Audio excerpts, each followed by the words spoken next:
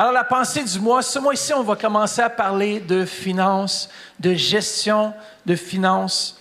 Mais lorsque je priais hier durant la nuit, je me suis réveillé et j'ai vraiment médité, puis le Seigneur me parlait justement qu'il était pour déposer une sagesse qui viendrait de lui pendant ses enseignements. Alors que ce n'était pas seulement pour être de l'information théologique ou de l'information qui vient, mais une impartation. C'est-à-dire que Dieu va déposer en vous une sagesse qui vient de lui pour pouvoir bien gérer ce que Dieu vous donne. Et je crois que pendant tout ce mois, vous allez apprendre, il va y avoir des techniques, des façons de pouvoir gérer ce que Dieu a déposé entre tes mains. Dieu a déposé déjà quelque chose. Mets tes mains comme ça et place tes mains devant toi. Et là, pense à tout ce que Dieu t'a donné et mets-le dans ta main, ta maison, ta voiture, peu importe. Et dis, Seigneur Jésus, toutes ces choses t'appartiennent. Ton compte en banque lui appartient. Ta maison lui appartient. Ta voiture lui appartient. Tout ce que nous avons lui appartient. Et Seigneur, merci que tu vas nous aider à bien gérer les biens que tu nous as confiés. Et ce matin, je déclare qu'il y a une sagesse qui va venir sur la vie de tous ceux et celles qui sont ici et ceux aussi qui nous suivent en ligne, que ton Saint-Esprit puisse toucher les vies, Seigneur Jésus, qu'on puisse être bénis ce matin, mais qu'on puisse aussi recevoir de ta part une sagesse qui vient de toi afin de bien gérer ce que tu mets entre nos mains dans le précieux nom de Jésus. Et tout le monde dit Amen. J'ai vraiment ressenti aussi qu'on était pour avoir une compréhension que nous sommes seulement des gestionnaires et non des propriétaires. Vous savez, lorsqu'on capte cette mentalité, ça change la donne.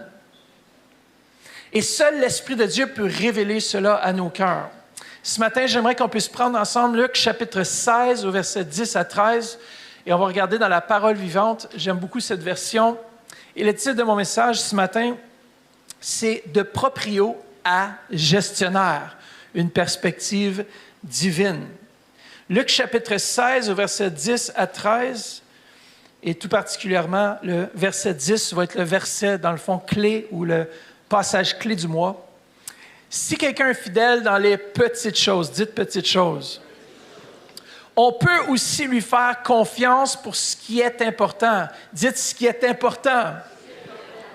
Mais si quelqu'un n'est pas fidèle dans les petites choses, il ne l'est pas. Attends, il n'y a pas de question. Il ne l'est pas non plus pour ce qui est important.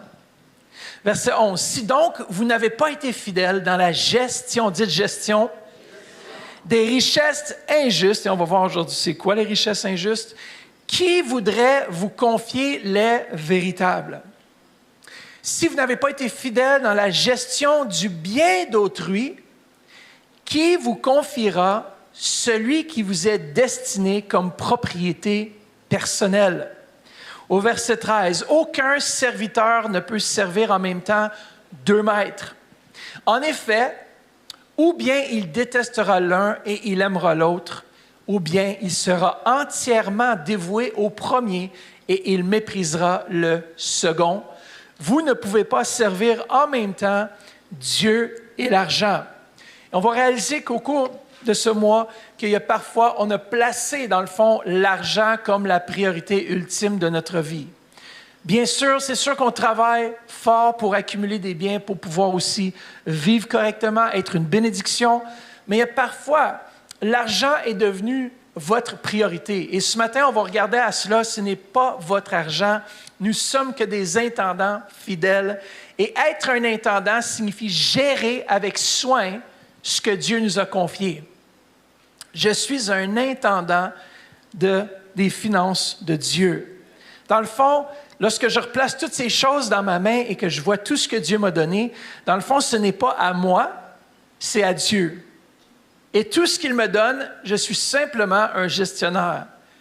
Écoutez bien, il y a un jour qui va venir que même si tu as accumulé plein de richesses, et souvent les gens travaillent toute leur vie à accumuler, ils concentrent leur vie sur les richesses, arrive un jour et pouf, tu n'es plus là. Et là, tout à coup, toutes tes richesses, toutes les choses dans lesquelles tu as travaillé pour toute ta vie finissent entre les mains d'un autre. Et peut-être que cette personne-là ne va pas gérer de la façon dont toi, tu aurais géré. Et tu n'as plus de contrôle de cela parce que tu es dans l'éternité avec ton Dieu. Et lorsqu'on se présente devant lui, quel genre de témoignage est-ce que notre gestion va présenter à Dieu? Qu'est-ce que votre vie va témoigner par rapport à votre gestion de ce que Dieu a mis et placé entre vos mains? Et ici, lorsqu'on parle d'être des intendants fidèles, on ne parle pas simplement de nos finances, mais de tout ce que nous possédons, nos talents, notre temps, nos opportunités et nos relations. Toutes ces choses, on a à rendre compte à Dieu comment on a géré ces choses. Et vous savez, il y a un sujet dans lequel Dieu parle de quelque chose plus que toute autre chose dans le Nouveau Testament. Est-ce que vous savez c'est quoi? Ce n'est pas les finances proches, mais c'est le royaume de Dieu. Il parle du royaume de Dieu plus que toute autre chose. De mettre en premier le royaume de Dieu et sa justice, et toutes ces choses vous seront données en surplus, en plus. Mais le deuxième sujet dans lequel 11 de 39 paraboles de Jésus traitaient directement ou indirectement les finances. Jésus plaçait une importance capitale dans notre gestion des biens qu'il nous a donnés. Est-ce que nous gérons les biens que Dieu nous a donnés à la façon de Dieu? On va voir ce matin 4 aspects essentiels, justement. Premièrement, on va regarder que tout appartient à Dieu. Dis à quelqu'un, tout appartient à Dieu. Deuxièmement, la fidélité dans les petites choses. Dis à quelqu'un, je suis fidèle dans les petites choses. Troisièmement, la gestion des richesses terrestres et spirituelles. Et on doit avoir une loyauté non divisée. Ça veut dire qu'on doit choisir soit Dieu, soit l'argent, mais on ne peut pas se servir de 2 maîtres. Et ce matin, le premier point, c'est que tout appartient à Dieu. Tout lui appartient. Vous savez que Dieu, dans le fond, c'est le créateur et la source de toutes choses. Dans le psaume 24:1, ça nous dit « La terre, et quoi? Ses richesses sont le bien de qui? Du Seigneur. L'univers est à lui avec ses habitants. » Vous savez, non seulement Dieu appartient à toutes choses, mais il appartient à mes habits. Je porte ses habits. Il les a faits pour moi, bien sûr, mais c'est à lui. Tout lui appartient. L'estrade sur laquelle je me tiens, c'est des arbres qu'on a coupés pour faire des planches. Tout lui appartient. Ma voiture lui appartient. Le métal, tout ce qu'on a pris pour construire la voiture vient de où? Du sol, vient sur la planète. Rien de ce qui a été créé sur la planète vient en dehors de la planète. Juste une petite anecdote pour que tout le monde sache. Il n'y a rien d'extraterrestriel. Tout a été créé par Dieu et pour Dieu. Dieu appartient à toutes choses. La Bible, dans le fond, enseigne qu'on ne possède rien. Tout appartient à Dieu. Même jusqu'à l'air que l'on respire appartient à Dieu. Dans Actes chapitre 17, 25, ça nous dit « Rien ne lui manque. Il n'a donc pas besoin de se faire servir par les hommes. Au contraire, c'est lui qui donne quoi? À tous les êtres la vie, l'air qu'ils respirent, et quoi? Et tout le reste. Toute chose appartient à Dieu. Rien de ce que vous avez ne vous appartient en propre. Un jour, tout ce qu'on a va disparaître et tout ce qu'on va avoir, c'est notre relation qui va demeurer éternellement avec Dieu. C'est une bonne nouvelle parce que tout dans ce monde est temporaire. Peut-être que même certains d'entre vous, vous avez investi, vous avez perdu. Et on voit comment est-ce qu'un jour, tu peux être millionnaire, un jour, tu peux avoir beaucoup de ressources et d'un jour à l'autre, tu peux tout perdre. Regardez ceux qui investissent, par exemple, dans la loterie. Moi, je décourage la loterie parce que c'est ce que ça dit, c'est de la loterie. Et des fois, on gaspille nos ressources dans une terre qui n'est pas fertile. J'aime mieux que vous investissiez dans le projet de son ici que d'acheter des billets de loterie. Bon, si vous avez acheté un billet de loterie, vous gagnez, s'il vous plaît, il faut donner la dîme. Hein? Mais souvent, c'est une farce, hein? C'est de l'argent injuste, on va l'utiliser pour le royaume, mais c'est pas ça. Dieu nous donne des ressources et parfois, on doit apprendre à semer dans la bonne terre. Mais Dieu, ultimement, doit comprendre que tout appartient à lui. Toutes choses appartiennent à Dieu. Et aujourd'hui, si vous êtes ici, c'est à cause de lui. C'est une responsabilité à saisir et non une appropriation. On ne peut pas penser que toutes choses nous appartiennent. Non, on n'est que des gestionnaires. On comprend que nos biens nos talents et même nos opportunités ne nous appartiennent pas en propre. Wow, pour certains, ça va être une révélation. Toutes ces choses appartiennent à Dieu. Ce matin, on a eu une louange fantastique. On est entré dans la présence de Dieu.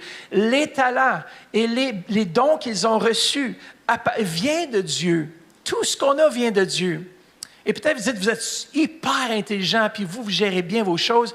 Mais est-ce que vous savez que la sagesse et l'intelligence que Dieu vous a données, ça lui appartient? Et on doit glorifier Dieu avec tout ce qui lui appartient.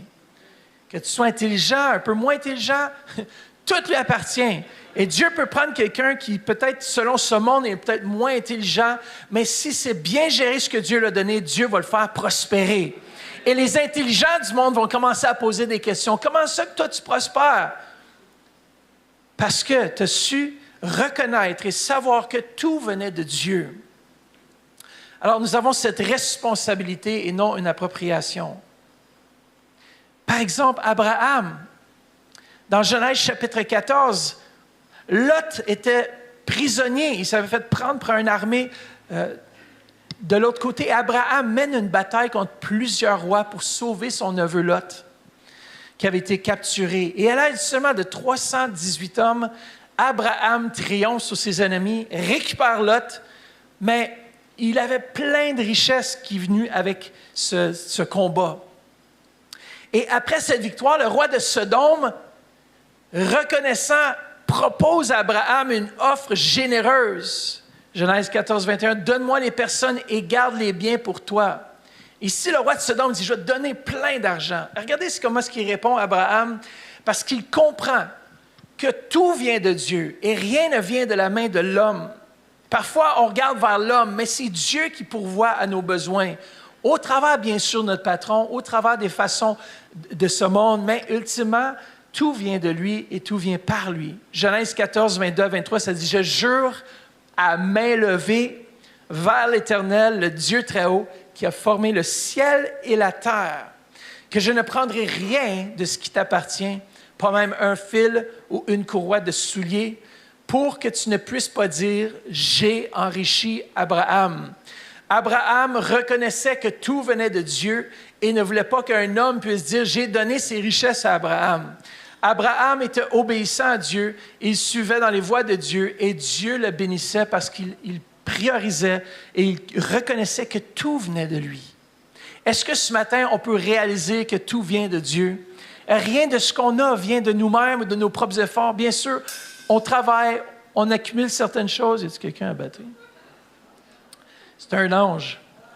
Mais sachez que tout vient de lui. Même la batterie vient de lui.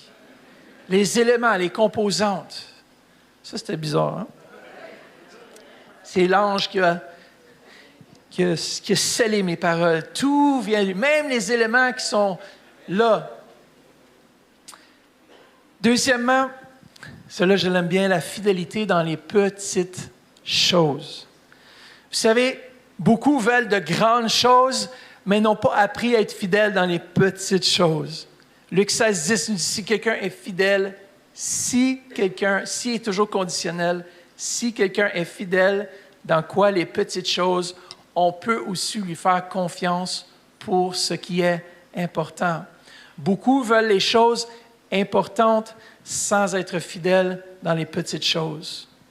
Et vous savez, c'est toutes ces choses qu'au quotidien, on ne voit pas, et Dieu voit votre fidélité. Lorsque Dieu vous demande de faire une chose, est-ce que vous le faites? Que ce soit avec vos finances, avec n'importe quoi qui lui appartient, qu'est-ce qu'on fait avec ses biens? Nous, on n'est que des gestionnaires. Et si on arrive à capter cette mentalité pendant ce mois, de capter que Dieu nous a fait des gestionnaires, ça va nous aider à avancer plus loin. Vous savez, la fidélité dans les détails de la vie quotidienne est souvent perçue comme insignifiante. Mais est-ce que vous savez que c'est Dieu qui teste? Il nous teste, il nous forme et prépare nos cœurs pour des responsabilités encore plus importantes. Dieu prépare, il travaille nos vies dans les petites choses. Pourquoi est-ce que les petites choses comptent pour Dieu? Premièrement, ça révèle notre caractère. Premièrement, Dieu révèle notre caractère lorsqu'il nous demande de faire des petites choses. Ce qu'on fait lorsque personne ne regarde en dit long vraiment sur notre intégrité. Est-ce que vous faites les petites choses seulement quand les gens vous voient ou est-ce qu'on fait les choses parce que Dieu nous voit et Dieu veut nous voir fidèles à accomplir les petites tâches? Vous savez, des fois, on peut dire servir, on peut être là, mais lorsque Dieu nous demande de faire une petite chose, est-ce qu'on le fait même si personne n'a vu ce que vous avez fait? Dieu l'a vu et ça compte aux yeux de Dieu. Ça révèle ultimement notre caractère. Combien d'entre vous savez que notre caractère, parfois, il a besoin d'être changé? Il a besoin d'être transformé. Mon caractère en premier. Il y a plein d'éléments dans ma vie que je dois encore changer, je dois modifier. Mais lorsque je suis fidèle dans les petites choses qu'il me demande, il peut m'en donner davantage. Deuxièmement, pourquoi est-ce que les petites choses comptent pour lui? C'est l'apprentissage de la responsabilité. Vous savez, on dit, « Ouais, mais Dieu, donne-moi, donne-moi. » Mais qu'est-ce qu'on a fait avec ce qu'il nous a déjà donné? Il y en a beaucoup qui disent, « Seigneur, je vais avoir plus de ressources, je vais avoir plus de biens. » Mais déjà, avec ce qu'ils ont, ils ne savent pas bien le gérer. Moi, si je suis propriétaire d'une entreprise, par contre, et puis j'ai des employés qui gèrent bien leur temps, gèrent bien les choses, sont fidèles dans les petites choses, je veux leur en donner plus. Parce qu'ils ont démontré une flexibilité, ils ont démontré une capacité de bien gérer ce qu'on leur donne. Oh, il faut que je vous conte ça. Je pense que je l'ai compté il y a 2 semaines. Mais pour ceux qui n'étaient pas là, j'étais au gym, justement, et puis je faisais mon exercice et tout, puis je regardais un gars qui travaillait, mais qui ne travaillait pas. Il était supposé de travailler. Il devait juste couper des boîtes, sortir les tuiles pour les autres ouvriers, et que ça prenait du temps à ouvrir la boîte. J'espère qu'il n'est pas ici ce matin. Avec la lame, on ouvre la boîte, on coupe le tape, on rouvre les 2 ailettes. Après, il sort son cellulaire. Il regarde autour, fait sûr que personne ne voit. Hein? Mais c'était tout dans la démarche. J'avais le goût de dire, écoute, si tu n'aimes pas ton travail, là, fais d'autres choses. C'est quoi? C'est l'apprentissage de la responsabilité dans les petites choses. Est-ce que tu es fidèle quand personne ne te voit? Est-ce que tu voles ton patron quand personne ne te voit? Vous le savez. Vous le savez lorsque vous prenez ce qui n'est pas à vous et où vous ne faites pas ce qu'on vous demande de faire. Après, vous dites, vous l'avez fait, mais en réalité, vous ne le faites pas de bon cœur. Il vaut mieux changer d'emploi, de faire quelque chose que vous aimez que d'être voleur là où est-ce que vous êtes. Il y a des gens qui travaillent, par exemple, peut-être c'est le gouvernement, peut-être c'est un autre employeur, et vous le savez là, que vous passez 8 heures par jour à rien faire.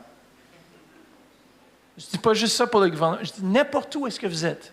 Est-ce que la fidélité dans les petites choses, est-ce que vous êtes celui à téléphoner à votre patron, écoute, il n'y a pas de travail, est-ce que as-tu quelque chose d'autre que je fasse, au lieu de regarder des programmes séries télé pendant 6 heures du travail, que vous devriez être en train de travailler?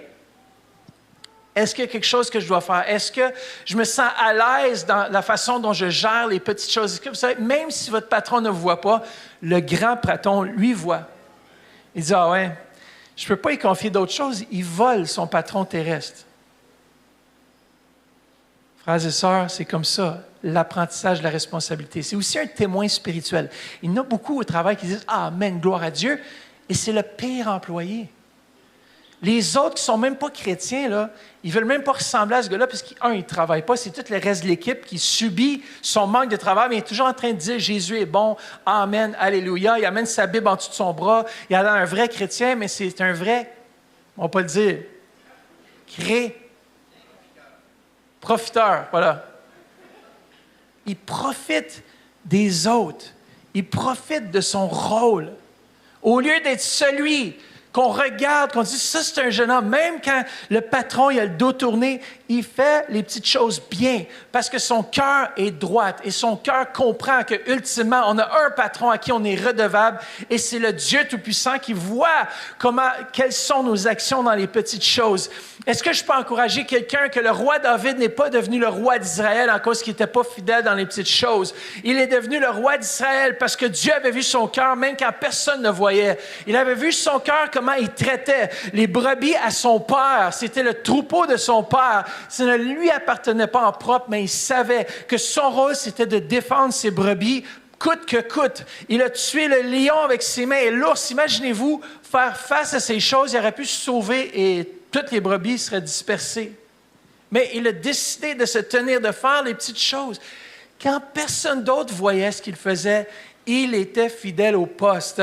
Et c'est là que Dieu nous voit et il sait où venir nous chercher. Tu ne vas pas manquer de bénédiction. Lorsque le prophète est venu pour oindre, il dit, le fils qui doit être oint n'est pas ici. Parce qu'il vous attendait. Lorsqu'on est fidèle, Dieu va vous attendre au bon moment, à la bonne place, et vous allez recevoir la bénédiction. Vous allez pouvoir avancer plus loin. Mais si tu n'es pas fidèle dans les petites tâches, Dieu ne peut pas t'en confier de plus grandes. Come on. Joseph, en Égypte, un signe que vous êtes fidèle dans les petites choses, c'est que, vous avez la faveur de Dieu et la faveur des hommes. Il y en a qui disent, moi, j'ai juste la faveur de Dieu. Oui, mais comment est-ce que les autres voient ton travail? Comment est-ce que ta vie transpire Dieu? Comment est-ce que tu vis? Joseph, malgré la vente en esclavage, malgré ce qu'il a traversé en prison, il était loin parce que Dieu l'avait appelé, mais il était fidèle dans les petites choses. On ne pouvait pas le retenir. Lorsqu'on l'a vendu en esclavage, il est devenu responsable de la maison de Potiphar. À ce moment-là, la femme de Potiphar va le coucher avec. Il se fait emprisonner pendant des années. Et même en prison, il est devenu le chef des prisonniers. Lorsque tu es appelé, lorsque tu es fidèle dans les petites choses, on se souvient de toi et surtout Dieu se souvient que peu importe ce que l'homme va essayer de te faire, lui va faire une place parce que tu as été fidèle dans les petites choses. Est-ce que je parle à quelqu'un ce matin? La fidélité dans les petites choses.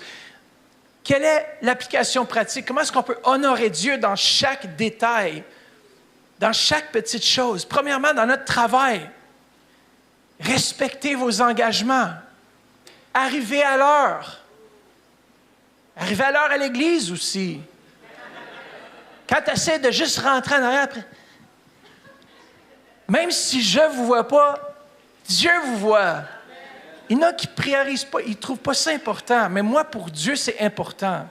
Imaginez-vous si Jésus, qui dit qu'il est présent parmi nous par son Saint-Esprit, il est ici et puis il est là. Puis pendant la louange, il regarde, il dit, bon, je vois sa fidélité.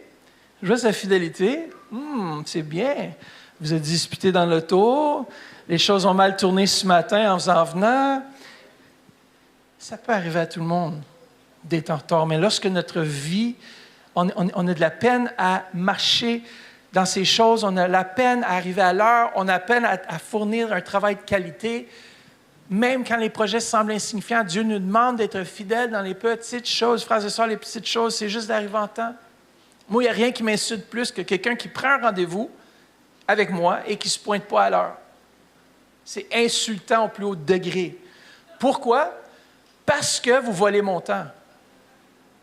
Lorsque ce temps, j'aurais pu l'assigner à quelque chose ou à quelqu'un qui valait, malheureusement, c'est de dire, quand pour toi, ce n'est pas une préoccupation de ta propre vie ou quand tu n'es pas un bon gérant de ton temps, c'est-à-dire racheter le temps. Comment les jours sont mauvais. On n'a pas de temps à perdre, frères et sœurs. On n'a pas d'argent à perdre. On n'a pas de relations à perdre. Dieu nous appelle à être fidèles dans les petites choses. On doit mettre tout notre cœur dans ce qu'on fait. Tout ce qu'on fait, on le fait pour le Seigneur. Quand tu arrives en retard, tu arrives en retard pour le Seigneur. Quand tu ne travailles pas bien, tu ne travailles pas bien pour Dieu. Et si on commence à voir ça comme ça, on va commencer à changer notre perspective.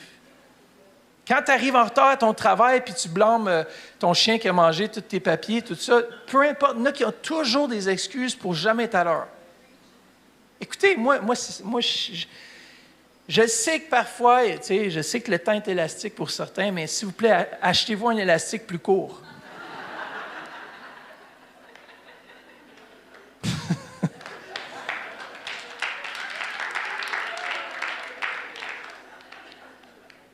Les élastiques, ils sont rigides, là, plus. Je suis là. Ah là là, je me rappellerai, puis rien contre... J'étais juste en Côte d'Ivoire, puis, tu sais, les premières fois, les premières expériences, mais tu comprends un peu des fois la culture, tu comprends un peu des fois les... Mais vous savez quoi, les pasteurs là-bas qui sont loin de Dieu, ils ne tolèrent pas le retard, hein? Seuls ceux, genre, qui sont... Non, ils ne sont pas le bon gestionnaire de temps. Parce que tu voles le temps aux autres. Bon, là-bas, on reste à l'église longtemps, hein? C'est la journée, quoi. Mais tout ça pour dire que Pasteur, le service commence à 11h. Elle dit, parfait. J'ai dit, à quelle heure vous allez venir me chercher? On venait vers 10h45. De toute façon, on n'a pas besoin d'être longtemps. J'ai dit, parfait. On est dans le lobby. 10h45, 11h, 11h15, 11h30, midi. J'ai dit, attends, est-ce qu'on est samedi? Je m'étais trompé de jour.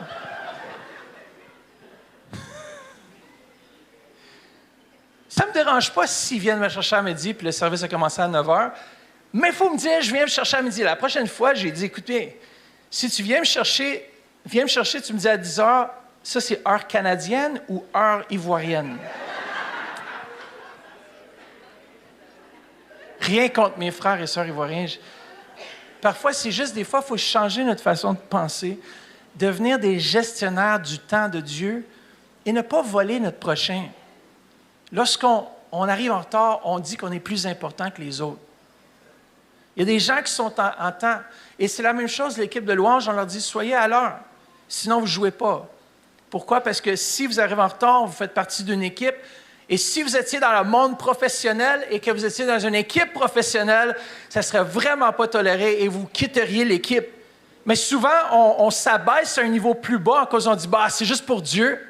Ça doit être encore plus important qu'une équipe professionnelle qui ont des standards rigides.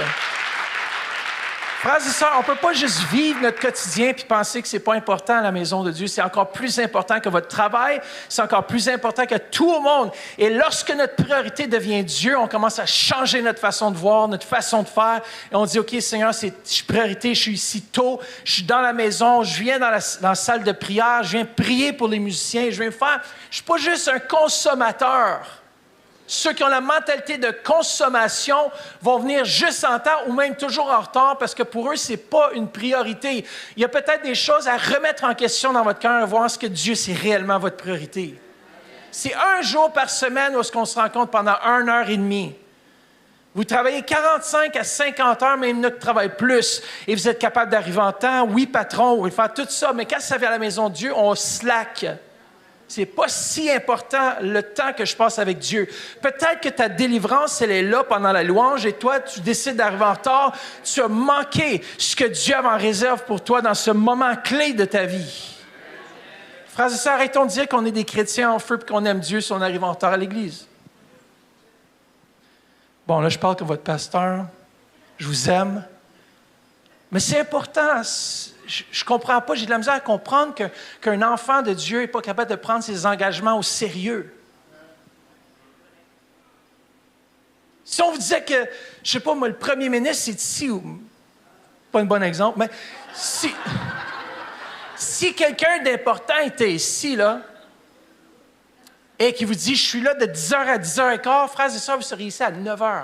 À 8h, vous seriez ici, dans la salle café, en train de boire un café, en train d'attendre ce moment précieux où est-ce que vous allez rencontrer ce premier ministre ou cet homme important ou cette femme importante. Mais quand ça vient au Dieu de l'univers, à celui à qui appartiennent toutes choses, on se permet des fois des choses qu'on ne se permettrait pas. Si Jésus était ici dans ce lieu, il dit qu'il est là au milieu de nous, et nous, on n'est pas là en temps, qu'est-ce qu'on démontre à Dieu? Il est priorité 2. Désolé de vous péter la balloune, mais il est deuxième dans votre vie. Il y a quelque chose d'autre qui est prioritaire. Et c'est là qu'on doit dire, Seigneur, change ma façon de voir afin que je t'honore dans tous les détails de ma vie. Voilà. C'est avec beaucoup d'amour que je dis ça. Un papa aime, un pasteur aime ses brebis.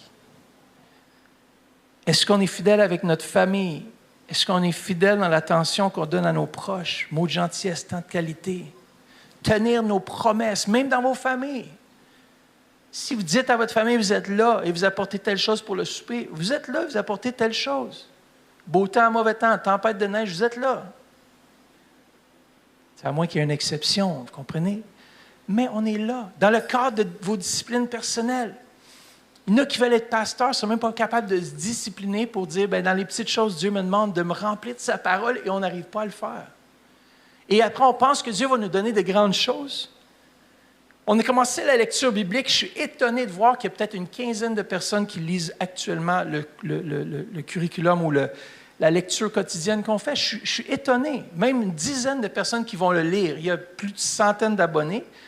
Autre chose, mais il n'y a personne qui le fait. Est-ce qu'on priorise les petites choses? Dieu nous demande d'être fidèles, d'être disciplinés dans ces petites choses. Puis je vous encourage, ceux qui viennent au bootcamp, commencez à entraîner votre corps un peu. Souvent, on pense que ça va être facile, tout ça, oui.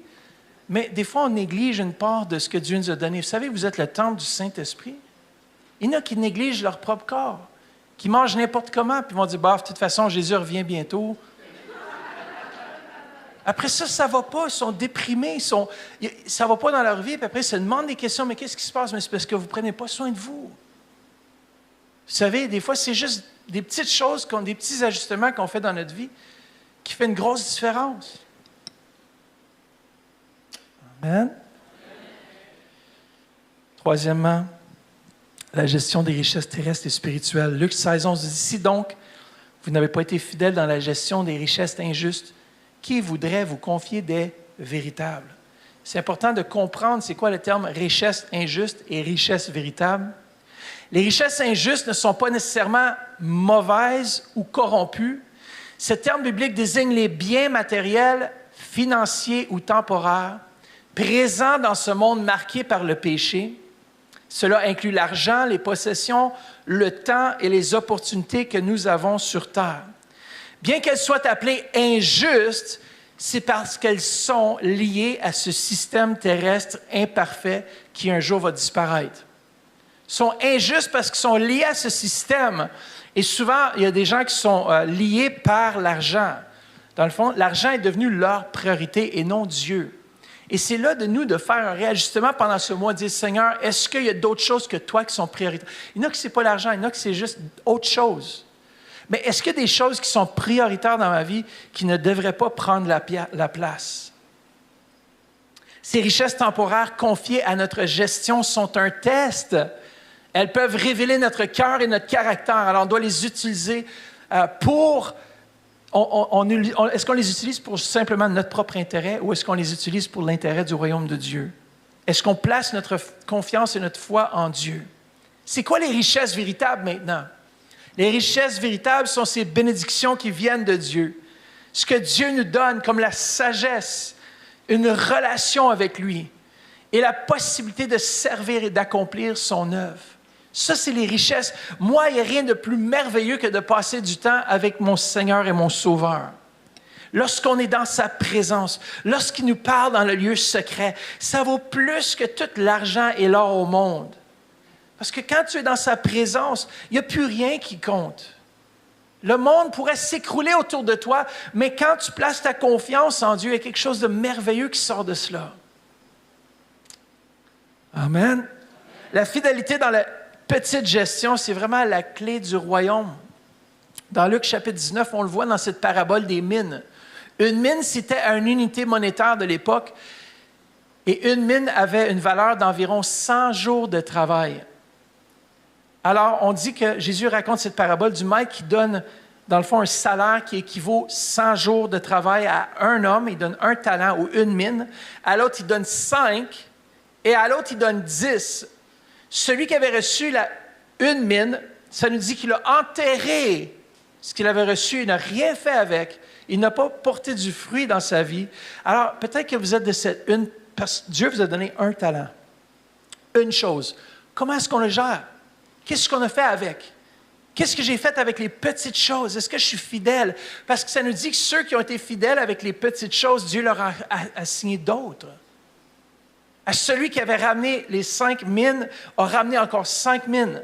Celui qui avait donné 10 talents, il rapporte 10 talents. Alors Dieu, qu'est-ce qu'il a fait? C'est qu'il a confié. Il a pris de ce qui était au premier, il l'a donné à celui qui savait bien gérer. Et Dieu fait la même chose lorsqu'il regarde nos vies. Est-ce qu'il peut nous confier d'autres ou est-ce que des fois, il faut qu'il enlève pour donner à quelqu'un d'autre qui est fidèle? Yes, Dieu ne se répand pas de ses talents, mais ce qu'il nous donne, ce qu'il met entre nos mains comme ressources, si on n'est pas capable d'être fidèle avec ça, il va trouver quelqu'un qui va être capable d'être fidèle avec ses ressources, puis il va le donner à quelqu'un qui est, généreux, qui sait être obéissant à la voix de Dieu, qui sait marcher par l'Esprit et faire ce que Dieu lui demande. Des fois, on va être riche, mais on ne sait pas comment être riche selon Dieu. Alors, Comment vivre cette réalité par rapport à la gestion des richesses terrestres et spirituelles? Premièrement, ce vendredi, dis à quelqu'un ce vendredi 7 mars. Vous savez, il y a l'enseignement qu'on donne ici devant, mais moi, je vous encourage à venir le 7 mars. Charles va partager justement les finances selon Dieu. Peut-être que vous avez de la difficulté avec vos finances, peut-être que vous avez l'impression que c'est comme vos poches sont trouées. Il y a quelque chose que vous faites nécessairement qui peut-être qui n'est pas biblique ou juste par ignorance, il y a la mauvaise gestion. Et ce mois-ci, on veut vous apprendre à bien gérer ce que Dieu vous donne. Et il y a peut-être certains d'entre vous qui savaient bien gérer les finances selon le modèle de ce monde, mais est-ce que vous comprenez le modèle de Dieu? Et ça peut être autre chose. Alors, premièrement, on doit développer une discipline financière, établir un budget, être généreux, cultiver un esprit de fidélité au-delà des finances. Est-ce que vous êtes intègre au travail?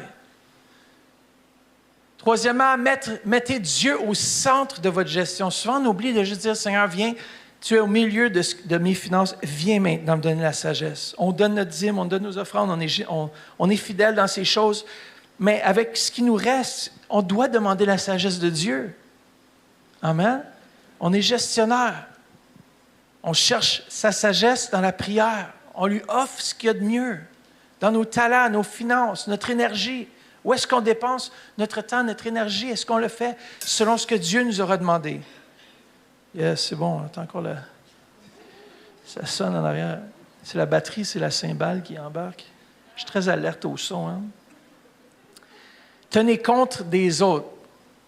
Tenez compte des autres. Amen. Utilisez les richesses pour bénir. Est-ce que tu es une bénédiction? Est-ce que tu es fidèle avec ce que Dieu te demande? Dernier point ce matin, on termine avec ça.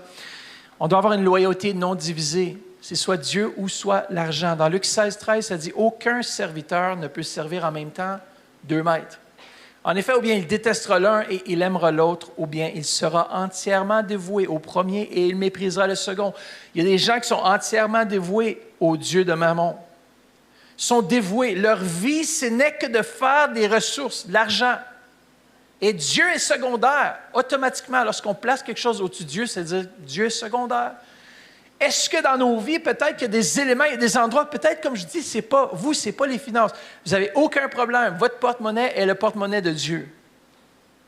Je dis toujours, c'est mieux penser de gérer les finances d'un autre, ou ça peut être encore plus épeurant parce que c'est les finances de Dieu, que de gérer nos propres finances. Ça ne nous appartient pas. Alors, il dit, ou bien il sera entièrement dévoué au premier et il méprisera le second. Vous ne pouvez servir en même temps Dieu et l'argent. C'est quoi servir l'argent? Servir l'argent signifie être asservi par le désir constant de posséder et de sécuriser, plaçant ce désir au-dessus de notre confiance en Dieu. Il y en a qui sont à la recherche continuelle de ressources financières et ils ne placent pas Dieu en avant. Ils placent cet appel à aller chercher les ressources. C'est bien d'être sage et puis de faire des bons moves et de regarder ce que Dieu veut qu'on puisse faire, mais ce n'est pas ça qui devrait prioriser notre temps. Alors, c'est quoi servir Dieu? Bon, si on servir Dieu signifie aligner notre vie sur sa volonté, utilisant nos ressources ou ses ressources matérielles comme des outils pour bâtir son royaume et non comme des dieux substituts. Beaucoup de gens servent Mammon, c'est-à-dire qu'ils servent, les finances sont asservies aux finances, et il y a d'autres qui se servent de l'argent. C'est différent. Ce n'est pas l'argent qui est maître, c'est Dieu qui est maître ultimement, et c'est moi le gestionnaire de ces biens, mais ce n'est pas ces biens qui me gèrent. Right? Vous comprenez la différence? Il y a quelques implications spirituelles par rapport à ça. Premièrement, c'est un problème de cœur. L'argent n'est pas mauvais en soi, mais le devient si nous comptons sur lui pour combler des besoins émotionnels ou spirituels que seul Dieu peut vraiment satisfaire. Seul Dieu peut satisfaire nos besoins. Je vous le dis, frères et sœurs. L'autre chose, c'est l'illusion du contrôle. Beaucoup de gens pensent que, ils vont pouvoir contrôler s'ils ont beaucoup de richesses. Parce que l'argent semble offrir une sécurité, un contrôle, même face aux crises. L'argent montre ses limites.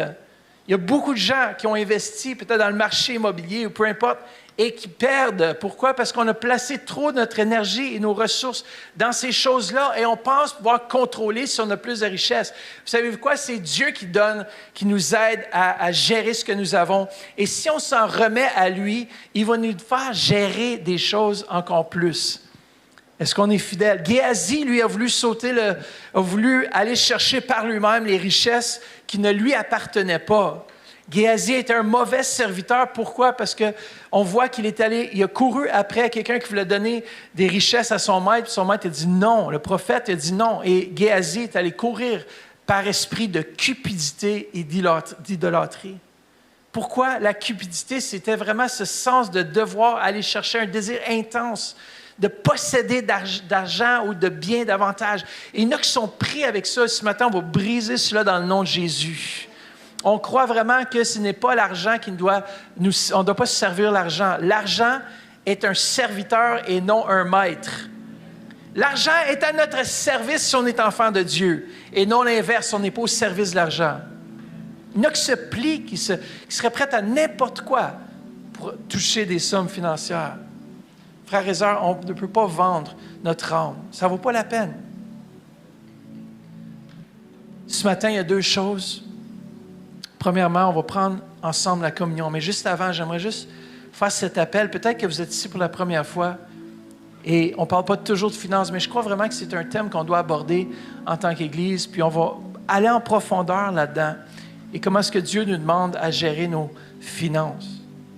Beaucoup ont des questionnements. Est-ce que la dîme et les offrandes, c'est seulement une clause Ancien Testament ou est-ce que c'est Nouveau Testament aussi?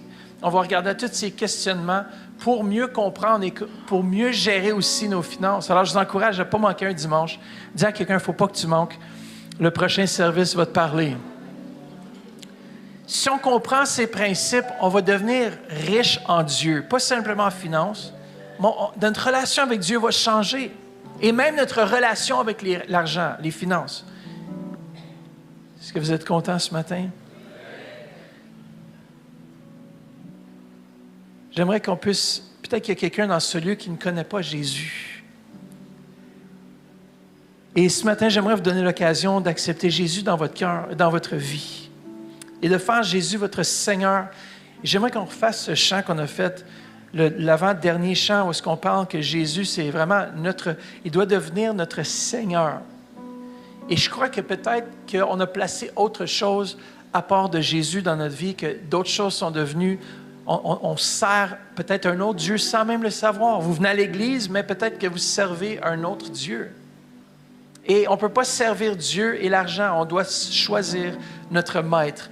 Dieu est le maître, il appartient à tout. Si on fait juste garder cette pensée, il appartient à toutes choses. Oui, Jésus. Oui, Seigneur, merci, Père, pour ta bénédiction. Merci, Seigneur Jésus, que tu es dans ce lieu, Seigneur. Et Père, qu'on puisse, Seigneur Jésus, aussi être transformé dans notre raisonnement, dans notre façon de penser. Et Père, qu'on puisse marcher dans la victoire dans nos finances, Seigneur Jésus. Et que de ce lieu va sortir des gens, non seulement qui vont être compétents dans le domaine financier, mais qui vont aussi être compétents dans leur relation avec toi, qui vont savoir bien gérer les ressources que tu places entre leurs mains. Père, je le déclare dans le nom de Jésus que de ce lieu va sortir des gens qui vont être sages.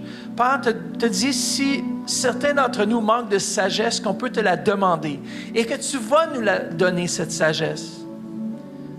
Père, merci que dans ce lieu, des hommes et des femmes sages qui vont savoir comment gérer ce que tu as mis entre leurs mains. Mais juste avant qu'on puisse prendre la communion ensemble, est-ce qu'il y a quelqu'un ici qui dirait, moi, Pasteur Mathieu, je ne connais pas Jésus et j'aimerais l'accepter dans mon cœur, dans ma vie.